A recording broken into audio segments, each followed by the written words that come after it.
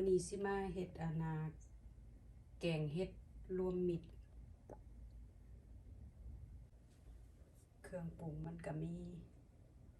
อันนี้แม่นน้ำยานางแล้วก็น้ำยานางเฮ็ดขูดโพดก็เลยสิเอาน้ำธรรมดาใส่แล้วก็หัวหอมอันนี้ก็แล้วก็มักเพชรมีข้าวเบื่อมีหอมน้ำแล้วก็มีโหระพาเอามักโบกใส่แห้งแซ่บใส่แล้วก็น้ำปลาแดกมีเท่านี้เครื่องปรุงมันง่ายๆแล้วก็ได้แอดพร้อมสิเอาใส่หม้อเลยเปิดไฟแล้วก็เอาน้ำยานางใส่ให้น้ำยานางว่าขุ่นๆ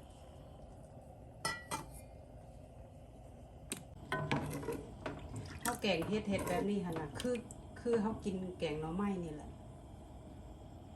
แต่ว่ามันจะนัวกว่าแกงหน่อไม้เด้อ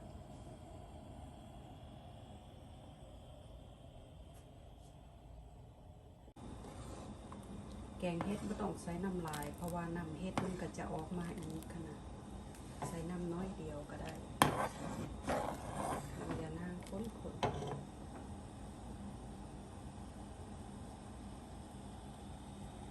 วันนี้เขาก็จะเอาเฮ็ดลงสิเอาฝาโกมไว้ให้มันน้ำฝดไว้มาเซฟออมมันหน่อยนึงให้เฮ็ดอ่อนก่อนเอาเฮ็ดลงมันประมาณให้มันฝดประมาณ30 นาทีแล้วเราก็เอามักน้อยลงเอามักน้อยลงประมาณ5 นาทีแล้วก็เอาผักหอมลงแล้วก็คนแล้วก็ปิดไฟน่าแซ่บบ่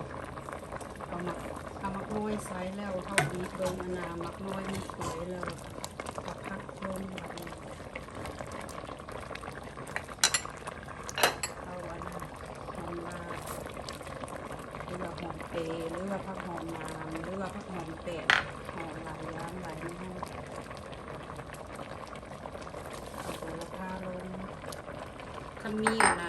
ผักอีตูขนาดผักอีตูใส่แห้งหอมพอมีผักอีตูก็เอาโหระพาใส่ก็ได้กระหอมคือกัน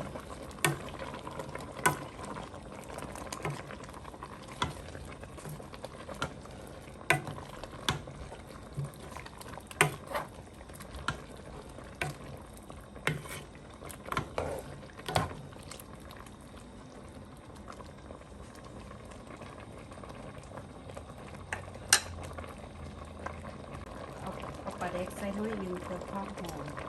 ถ้าว่าเขาใส่หลายมันเฮ็ดแสบเด้อแสบ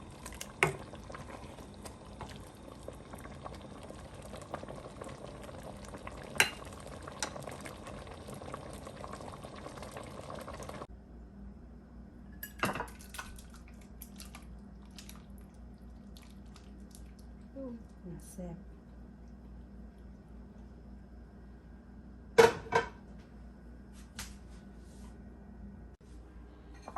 น่าแซ่บบ่แกงเฮ็ดค่อย